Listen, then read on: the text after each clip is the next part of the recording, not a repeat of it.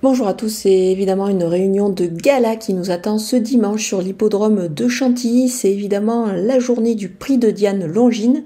Ça va être un quintet vraiment exceptionnel et pour cette nouvelle émission Quintet Flash, on va retrouver toutes ces pouliches, ces 18 pouliches au départ de ce classique, ce groupe 1 qui se dispute sur la distance de 2100 mètres. C'est la piste du parcours du Jockey Club. Donc on va retrouver des éléments vraiment de grande qualité. C'est un lot qui est assez homogène, elles sont 18 au départ, donc évidemment avec un lot aussi touffu, il va falloir faire avec un bon parcours. On peut compter sur les super pilotes qui sont également au départ de cette épreuve. C'est un lot qui s'annonce vraiment passionnant. On va certainement avoir une très belle pouliche gagnante à l'issue de cette épreuve.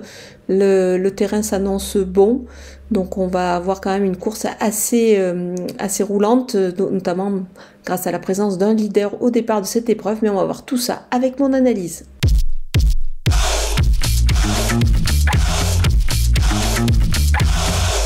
On attaque avec mes bases et le numéro 2, Agave. C'est une pouliche que j'aime beaucoup. J'avais vraiment été impressionnée par sa victoire dans le prix Pénélope. Elle était venue gagner juste au bras avec Olivier Pellet en selle évidemment. Elle avait laissé vraiment une très belle impression ce jour-là. Par la suite, elle a affronté les mâles. Là, elle va retrouver que les pouliches et je pense qu'elle est capable de renouer avec la victoire et d'être évidemment sacrée reine du printemps. Ce prix de Diane figure à son programme depuis une longue date, donc je pense qu'elle devrait pouvoir y parvenir. Le numéro 5, Place du Carrousel, c'est une pouliche aussi que j'apprécie beaucoup.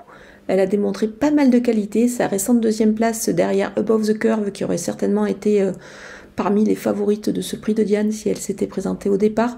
Donc je pense que c'est évidemment une prétendante aussi à la victoire. Le numéro 4, Nashua, troisième des Oaks d'Epsom, elle se présente ici avec de solides ambitions. Alors certes, la distance est plus réduite, mais je pense que c'est vraiment pas du tout un souci pour elle. Holly Doyle étincelle, elle la connaît bien, donc je pense qu'elle devrait pouvoir se distinguer ici. On poursuit avec les opposantes et le numéro 12, Rosacea. Elle n'a pas démérité dans la poule d'essai, elle était quatrième ce jour-là. Là, elle va aborder une distance évidemment plus longue, c'est le cas de pas mal de concurrentes au départ de cette épreuve, mais elle va être aidée dans sa tâche par son leader, Gala, qui devrait pouvoir imprimer un rythme assez régulier à l'épreuve et ainsi permettre à sa compagne d'écurie de ne pas trop se montrer trop allante. Bon, un petit bémol, évidemment, elle a tiré le 17 à la corde, il va falloir qu'elle se montre assez véloce en partant pour pouvoir accrocher son leader qui a tiré le 12. Maintenant, on peut faire confiance à Christophe Soumillon, qui est en selle, pour lui donner le meilleur des parcours. Le numéro 18, Yukata, elle aborde cette catégorie pour la première fois, mais on sent qu'elle a été préparée évidemment en grande confiance par Jean-Claude Rouget pour aborder cette épreuve dans les meilleures dispositions. C'était vraiment pas mal du tout la dernière fois. Une fois qu'elle a trouvé le passage, elle a eu un beau passage pour conclure dans une belle action. Donc attention à elle. Le numéro 6, Zélie, c'était la meilleure à 2 ans. Elle avait gagné le prix Marcel Boussac. Alors évidemment, cette année, ça ne s'est pas passé exactement comme la saison passée, mais maintenant, on peut quand même lui accorder un large crédit de par son entraînement évidemment, et puis sur cette distance un peu plus longue, elle devrait pouvoir certainement refaire surface ici. Le numéro 15 de Toy, moi je m'en méfie, elle a certes déçu dans la poule d'essai des pouliches. Maintenant c'est une représentante d'Aidan O'Brien, et puis c'est surtout la propre sœur de Joan O'Fark qui avait gagné tout simplement ce prix de Diane la saison passée.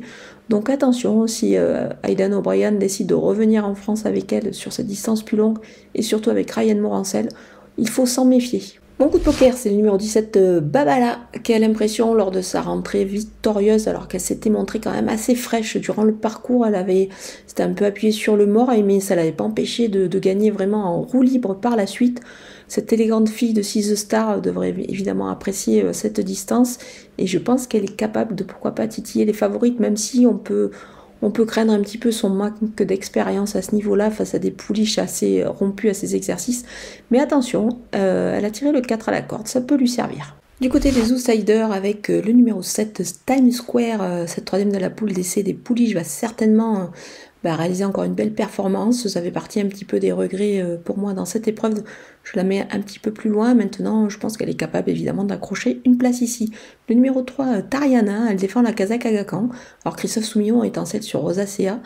On peut dire qu'il ne voit peut-être pas une première chance à cette pouliche qui me semble quand même de qualité, mais qui me paraît encore un petit peu bébé. Je pense qu'elle est capable de se révéler un petit peu plus tard.